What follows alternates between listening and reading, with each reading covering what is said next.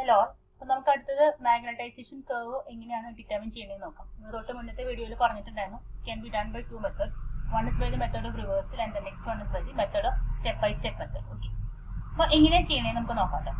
അപ്പോൾ ആദ്യം നമ്മൾ എന്താ ചെയ്യണമെന്ന് വെച്ച് കഴിഞ്ഞാൽ നമ്മൾ ഒരു മെത്തേഡ് ഓഫ് റിവേഴ്സലാണ് ചെയ്യുന്നത്. അപ്പോൾ മെത്തേഡ് ഓഫ് റിവേഴ്സലിന് നമ്മുടെ സർക്യൂട്ട് ഇങ്ങനെയാണ്. നമ്മൾ തൊട്ട് മുൻപ് പറഞ്ഞ പോലെ തന്നെ നമുക്കൊരു റിംഗ് സ്പെസിമെൻ ഉണ്ട്. ആ റിംഗ് സ്പെസിമെന്റിന് ചുറ്റും നമ്മളൊരു സെർച്ച് കോയിൽ ചുറ്റിയിട്ടുണ്ട്. ആ സെർച്ച് കോയിൽ മാഗ്നറ്റൈസിങ് വൈൻഡിങ് ആയിട്ട് ചുറ്റിയിട്ടുണ്ട്. അതുപോലെ തന്നെ അതൊരു ബാലിസ്റ്റിക് ഗാലനോമീറ്ററിലേക്ക് കണക്ട് ചെയ്തിട്ടുണ്ട്. Wire key and method of റിവേഴ്സലിൽ നമ്മൾ എന്താ ചെയ്യുന്നത് വെച്ചാൽ നമുക്കൊരു സ്പെസിമെന്റിന് ചുറ്റും നമ്മൾ സെർച്ച് കോയിൽ ചുറ്റിയിട്ടുണ്ട്. നമ്മളതൊരു ബാലിസ്റ്റിക് ഗാലനോമീറ്ററിലേക്ക് കണക്ട് ചെയ്യും. Wire used key and calibration coil. അതുപോലെ തന്നെ നമുക്ക് ഇവിടെ ഒരു റിവേഴ്സൽ അറേഞ്ച്മെന്റ് ഉണ്ട്. ഒരു DC സപ്ലൈ കൊടുക്കാനുള്ള മെത്തേഡ് ഉണ്ട്.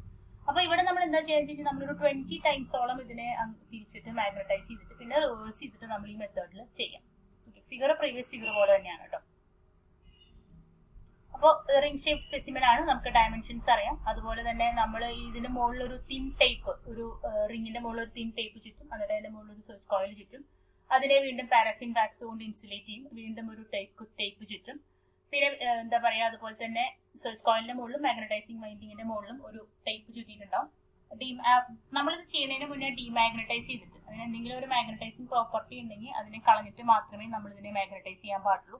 അതുപോലെ ബാലിസ്റ്റിക് ഗാലനോമീറ്ററിന്റെ കീ ക്ലോസ്ഡ് ആവുന്ന സമയത്ത് നമുക്കതൊരു റീപ്രൊഡ്യൂസിബിൾ സൈക്ലിക് മാഗ്നറ്റിക് സ്റ്റേറ്റിലേക്ക് അത് കൊണ്ടുവരാൻ പറ്റും. ഇങ്ങനെ നമ്മൾ പറഞ്ഞു 20 പ്രാവശ്യത്തോളം നമ്മുടെ സ്വിച്ചിനെ അങ്ങോട്ടും ഇങ്ങോട്ടും മാറ്റിയിട്ട് ഇനി നമ്മൾ കീ ഓപ്പൺ ചെയ്തിട്ട് നമുക്ക് ഇതിന് കറസ്പോണ്ടിങ് ആയിട്ടുള്ള ബിയുടെ വാല്യൂ എച്ചിന്റെ വാല്യൂ നോക്കും. എന്നിട്ട് ഈ ബിയുടെ വാല്യൂ എച്ചിന്റെ വാല്യൂ നോക്കിയതിനു ശേഷം നമ്മൾ ഇതൊരു ഗ്രാഫായിട്ട് പ്ലോട്ട് ചെയ്യും. അതാണ് നമുക്ക് BH കർവിൽ നമുക്ക് ചെയ്യാൻ പറ്റുന്നത്. ഇനി നമുക്ക് സെയിം കാര്യം തന്നെ നമുക്ക് സ്റ്റെപ്പ് ബൈ സ്റ്റെപ്പ് മെത്തേഡ് ഉപയോഗിച്ചിട്ട് ചെയ്യാം. സ്റ്റെപ്പ് ബൈ സ്റ്റെപ്പ് മെത്തേഡ് ഉപയോഗിച്ച് ചെയ്യുന്ന സമയത്തും നമ്മുടെ മെത്തേഡ് സെയിം തന്നെ, നമ്മൾ ഡിമാഗ്നറ്റൈസ് ചെയ്യും. അതുപോലെ തന്നെ ഇവിടെ സ്റ്റെപ്പ് ബൈ സ്റ്റെപ്പ് മെത്തേഡ് ഉപയോഗിച്ച് നമ്മൾ ചെയ്യുന്ന സമയത്ത് നമ്മൾ എന്താ ചെയ്യാന്ന് വെച്ചാൽ നമുക്കൊരു പൊട്ടൻഷ്യൽ ഡിവൈഡർ അറേഞ്ച്മെന്റ് ഉണ്ട്. അപ്പൊ ഈ പൊട്ടൻഷ്യൽ ഡിവൈഡർ അറേഞ്ച്മെന്റിൽ നമ്മൾ ഈ സ്വിച്ചിനെ ആദ്യം 1 എന്നുള്ള പൊസിഷനിലിടും. അതിനുശേഷം നമ്മൾ ഇതിനെ കൂട്ടി നമ്മൾ ഇവിടെ വരെ കൊണ്ടുവരും. അപ്പൊ നമുക്ക് എന്തുണ്ടാവും, നമുക്ക് 10 വരെ എത്തുന്ന സമയത്ത് നമുക്ക് ഇതിങ്ങനെ ഗ്രാജുവൽ ആയിട്ട് ഈ കർവിനെ ഇൻക്രീസ് ചെയ്തുകൊണ്ടിരിക്കും. ബാക്കി അറേഞ്ച്മെന്റിന്റെ സെയിം തന്നെ, ഇതിനെ അറേഞ്ച് ചെയ്തിട്ട് നമ്മളൊരു സപ്ലൈ വഴി ഒരു പൊട്ടൻഷ്യൽ ഡിവൈഡറിലേക്ക് കൊടുത്തിട്ടുണ്ടാവും. അപ്പൊ നമ്മൾ ഈ S2 എന്ന് പറഞ്ഞ കീനെ ആദ്യം പൊട്ടൻഷ്യൽ ഡിവൈഡറിന്റെ ഇനീഷ്യൽ പൊസിഷനിലിടും. പിന്നെ നമ്മൾ ഇതിനെ ഗ്രാജുവലി കൂട്ടിയിട്ട് 10 വരെ കൊണ്ടുവരുമ്പോൾ നമുക്ക് നമ്മുടെ BH കർവിന്റെ ഒരു പോർഷൻ കിട്ടും. ഈ ഒരു രീതിയിൽ നമുക്ക് പ്ലോട്ട് ചെയ്യാൻ പറ്റും. അപ്പോൾ ഓരോന്നിനും കറസ്പോണ്ടിങ് ആയിട്ടുള്ള മാഗ്നറ്റൈസിങ് ഫോഴ്സിന്റെയും നമ്മുടെ ഫ്ലക്സ് ഡെൻസിറ്റിയുടെയും വാല്യൂ കണ്ടുപിടിക്കും. എന്നിട്ട് അതിനെ ഗ്രാഫായിട്ട് പ്ലോട്ട് ചെയ്യും. അതാണ് സ്റ്റെപ്പ് ബൈ സ്റ്റെപ്പ് മെത്തേഡിൽ ചെയ്യുന്നത്.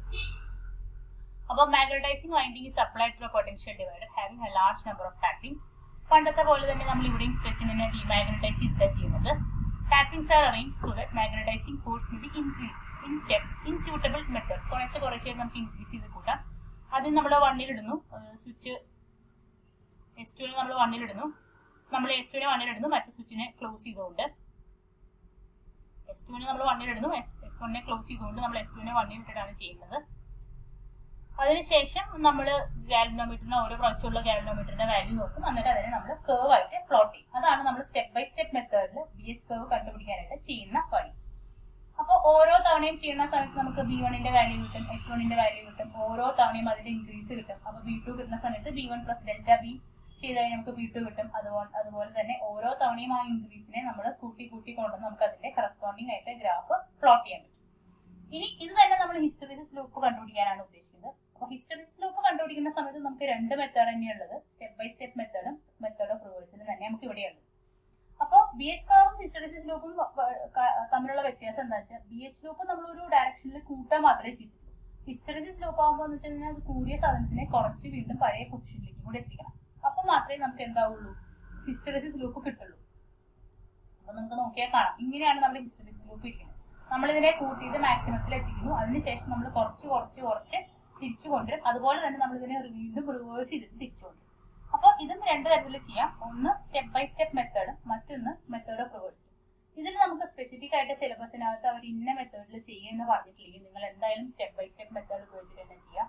Method of reversal hysteresis loop കണ്ടുപിടിക്കുന്നതിന് കുറച്ചും കൂടി ബുദ്ധിമുട്ടാണ്, അല്ലെങ്കിൽ കുറച്ചും കൂടി കോംപ്ലിക്കേറ്റഡ് ആണ്. അപ്പോൾ നമ്മൾ ശരിക്കും പറഞ്ഞാൽ ഈ സ്റ്റെപ്പ് ബൈ സ്റ്റെപ്പ് മെത്തേഡിൽ ചെയ്യുന്നത് BH കർവിന്റെ ഒരു എക്സ്റ്റൻഷൻ തന്നെയാണ്. അപ്പോൾ BH കർവിന്റെ എക്സ്റ്റൻഷൻ എങ്ങനെയാണെന്ന് വെച്ചിട്ട് നമ്മൾ നേരത്തെ ആ S2 എന്ന് പറഞ്ഞ സ്വിച്ചിനെ കൂട്ടി 10 വരെ എത്തിക്കുകയും ചെയ്തതായിരുന്നു. ഇവിടെ നമ്മൾ അത് മാത്രമല്ല ചെയ്യുക, അതിനുശേഷം നമ്മൾ വീണ്ടും തിരിച്ച് ഈ 10 എന്നുള്ള പൊസിഷനിൽ എത്തിയിട്ട് നമ്മൾ തിരിച്ച് വീണ്ടും 9, 8 എന്നുകൊണ്ട് 1 കൊണ്ടുവരും. അപ്പോൾ ഈ ഒരു ഇനീഷ്യൽ ഡയറക്ഷനിൽ തന്നെ വെച്ചിട്ട് പിന്നെ നമ്മൾ ഈ സപ്ലൈനെ റിവേഴ്സ് ചെയ്തുകൊണ്ട് വീണ്ടും 1 തൊട്ട് 10 വരെ വീണ്ടും പോകും. പിന്നെ അതുപോലെ 10 തൊട്ട് തിരിച്ചും വരും. ഇതാണ് നമ്മൾ സ്റ്റെപ്പ് ബൈ സ്റ്റെപ്പ് മെത്തേഡിൽ ഹിസ്റ്ററിസിസ് ലൂപ്പ് കണ്ടുപിടിക്കാനായിട്ട് ചെയ്യുന്നത്. After reducing H to 0, the negative values of H are obtained by reversing the supply to the potential divider. അപ്പോൾ പൊട്ടൻഷ്യൽ ഡിവൈഡറിലേക്ക് കൊടുക്കുന്ന സപ്ലൈനെ നമ്മൾ മാറ്റും. അതിനുശേഷം നമ്മൾ വീണ്ടും 1 തൊട്ട് 10 വരെ കൂട്ടും. അതിനുശേഷം വീണ്ടും നമ്മൾ പഴയ പോലെ തന്നെ ചെയ്യും.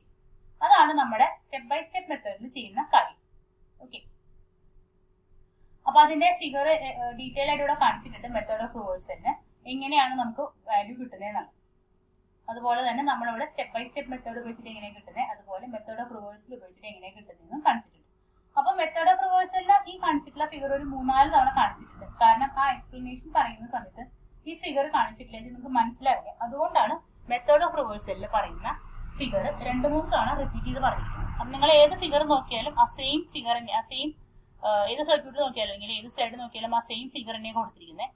പക്ഷെ അത് ഡീറ്റെയിൽ ആയിട്ട് പറഞ്ഞിട്ടില്ലെങ്കിൽ അത് മനസ്സിലാവില്ല എന്നുള്ളതുകൊണ്ടാണ് ഓരോ തവണയും അത് റിപ്പീറ്റ് ചെയ്ത് പറഞ്ഞിരിക്കുന്നത്. ഓക്കെ, അപ്പൊ കഴിയുന്നതും സിലബസിൽ അങ്ങനെ ക്വസ്റ്റ്യൻ പേപ്പറിൽ അങ്ങനെ പറഞ്ഞിട്ടില്ല എന്ന് വെച്ച് കഴിഞ്ഞാൽ നിങ്ങൾ മെത്തേഡ് ഓഫ് റിവേഴ്സലിലേക്ക് പോകണ്ട. എന്തിന്? നമ്മുടെ ഹിസ്റ്ററിസിസ് ലൂപ്പിന്റെ എക്സ്പെരിമെന്റിന്. പിന്നെ എന്ത് ചെയ്താൽ മതി? സ്റ്റെപ്പ് ബൈ സ്റ്റെപ്പ് മെത്തേഡ് ഉപയോഗിച്ചിട്ട് ചെയ്താൽ മതി. ഓക്കെ, അപ്പോൾ hope you have understood this. നമുക്ക് അടുത്തത് മെത്തേഡ് ഓഫ് റിവേഴ്സലിലേക്ക് പോകാം. അപ്പൊ മെത്തേഡ് ഓഫ് റിവേഴ്സലിൽ ചെയ്യുന്ന സമയത്ത് നമുക്ക് എന്താണെന്ന് വെച്ചാൽ നമുക്ക് ഇവിടെ ഒരു 2 റിവേഴ്സൽ പരിപാടികൾ ചെയ്യാനായിട്ട് നമുക്കുള്ള അറേഞ്ച്മെന്റ്സ് ഉണ്ട്. RS1, RS2 എന്ന് പറഞ്ഞ സ്വിച്ചസ് ഉണ്ട് നമുക്ക്. അപ്പൊ ഇവിടെ നമ്മൾ എന്താ ചെയ്യുന്നതെന്ന് വെച്ച് കഴിഞ്ഞാൽ the change in the flux density measured at each step is the change from maximum value to some lower value. Maximum value എന്ന് ഓരോന്നായിട്ട് കുറഞ്ഞു വരുമ്പോഴുള്ള വാല്യൂസ് ആണ് നമുക്ക് ഇവിടെ കിട്ടുന്നത്. ഇവിടെ നമുക്ക് പല പല അറേഞ്ച്മെന്റ്സ് ഉണ്ട്. റെസിസ്റ്റൻസിന് പല അറേഞ്ച്മെന്റ്സ് ഉണ്ട്. ആദ്യത്തെ സെറ്റ് എന്ന് പറയുന്നത് R1, R2 and R4 are the resistances in the magnetizing winding and the galvanometer circuit. അതൊരു സെറ്റ് റെസിസ്റ്റൻസ് ആയിട്ട് കണക്കാക്കാം. ഏതൊക്കെയാണ്? R1 ഉം R2 അതുപോലെ R4 കൂടെ ചേർന്നിട്ടുള്ള റെസിസ്റ്റൻസ്. R1 ഉണ്ട്, R2 ഉണ്ട്, R4 ഉണ്ട്. ഇത് 3ഉം കൂടെ ചേർന്നിട്ടുള്ളത് നമ്മുടെ ഏത് സർക്യൂട്ടിനോട് ചേർന്നിട്ടാണ് ഉണ്ടാകുന്നത്? മാഗ്നറ്റൈസിംഗ് വൈൻഡിങ്ങിനോടും അതുപോലെ തന്നെ ഗാൽവനോമീറ്റർ സർക്യൂട്ടിനോടും കൂടെ ചേർന്നിട്ടുള്ള ഫിഗർ നോക്കിയാൽ നമുക്ക് കാണാം. ഈ ഒരു സെറ്റ് ഓഫ് റെസിസ്റ്റൻസ് എന്ന് പറയുന്നത് മാഗ്നറ്റൈസിംഗ് വൈൻഡിങ്ങിനോടും ഗാൽവനോമീറ്ററിനോടും അസോസിയേറ്റ് ചെയ്തിട്ടുള്ള റെസിസ്റ്റൻസുകളാണ്. അത് കൂടാതെ നമുക്കൊരു റെസിസ്റ്റൻസും കൂടി ഉണ്ട്, R3 എന്ന് പറഞ്ഞൊരു റെസിസ്റ്റൻസും കൂടി ഉണ്ട്. അതൊരു ഷണ്ടിങ് റെസിസ്റ്റൻസ് പോലെയാണ് ആക്ട് ചെയ്യുന്നത്. അതായത് നമ്മുടെ സ്വിച്ച് S2ന്റെ മുകളിലുള്ള ഒരു ഷണ്ടിങ് റെസിസ്റ്റൻസ് പോലെയാണ് അത് ആക്ട് ചെയ്യുന്നത്. അതുപോലെ തന്നെ നമുക്ക് ഇതിൽ കൂടെ ഫ്ലോ ചെയ്യുന്ന കറണ്ട് ഒരു മാക്സിമം വാല്യൂന്ന് കുറച്ച് താഴെയുള്ള ഒരു വാല്യൂവിൽ കൊണ്ടുവരാനായിട്ടും നമ്മൾ ഈ R3 എന്ന് പറഞ്ഞ റെസിസ്റ്റൻസിനെ ഉപയോഗിച്ചിട്ടാണ് ഈ ഒരു അറേഞ്ച്മെന്റ് അല്ലെങ്കിൽ ഈ ഒരു മോഡിഫിക്കേഷൻ നടത്തുക.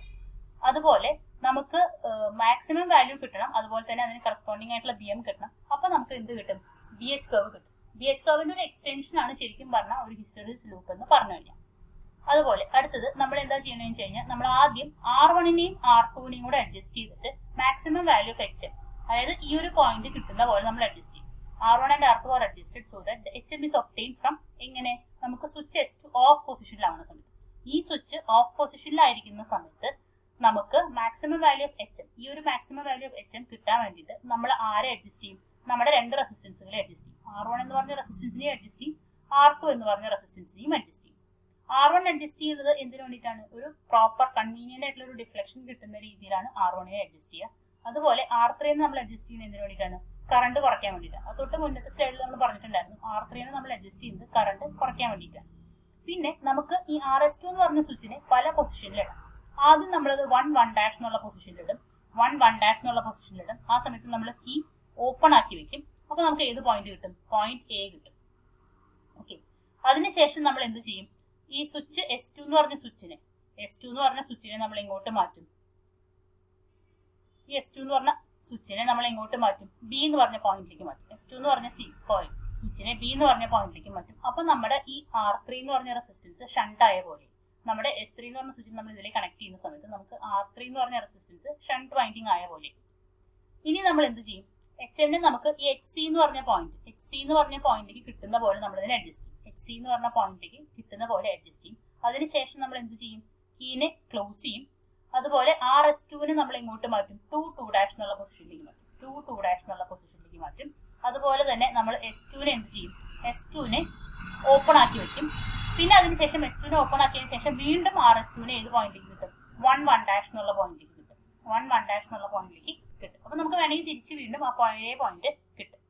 പിന്നെ അപ്പൊ നമുക്ക് എന്തുവരെ കിട്ടി? ഈ AD എന്ന് പറഞ്ഞൊരു പോയിന്റ് കിട്ടിയില്ല. AD എന്ന് പറഞ്ഞൊരു പോയിന്റ് കിട്ടി. അതിനുശേഷം ബാക്കി നമ്മൾ ഇതിന്റെ ഒരു കണ്ടിന്യൂഷൻ പോലെ നമുക്ക് DEF എന്ന് പറയുന്നത് ഇതിന്റെ ഒരു കണ്ടിന്യൂഷൻ പോലെ നമ്മൾ കിട്ടുകയാണ് ചെയ്യുന്നത്. അപ്പൊ അതിനുവേണ്ടി നമ്മൾ എന്ത് ചെയ്തു? RS2നെ വീണ്ടും 1-1' വെച്ചു. RS2നെ വീണ്ടും 1-1' വെച്ചു. കീനെ ക്ലോസ് ചെയ്തു. S2നെ ഓഫ് ആക്കി വെച്ചു. ഇനി നമ്മൾ എന്ത് ചെയ്യും? S2 വീണ്ടും Aയിൽ വെച്ചു. S2 വീണ്ടും, അതായത് നമ്മൾ ഇതിനകത്ത് ശ്രദ്ധിക്കേണ്ട കാര്യം ഈ പൊസിഷൻസ് ഇങ്ങനെ മാറിക്കൊണ്ടിരിക്കുന്നത് നിങ്ങൾക്ക് ഓർത്ത് വെക്കണമെങ്കിൽ ശരിക്കും പഠിക്കാനാണ്, അല്ലെങ്കിൽ ഓർമ്മ നിൽക്കില്ല. S2നെ നമ്മൾ എങ്ങോട്ട് മാറ്റി? Aയിലേക്ക് മാറ്റി.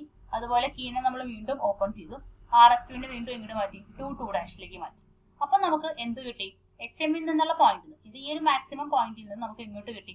ഈ -HK എന്നുള്ള പോയിന്റിലേക്ക് കിട്ടി അല്ലെ? ഈ ഒരു -HK അല്ലെങ്കിൽ K എന്നുള്ള പോയിന്റ് കിട്ടി.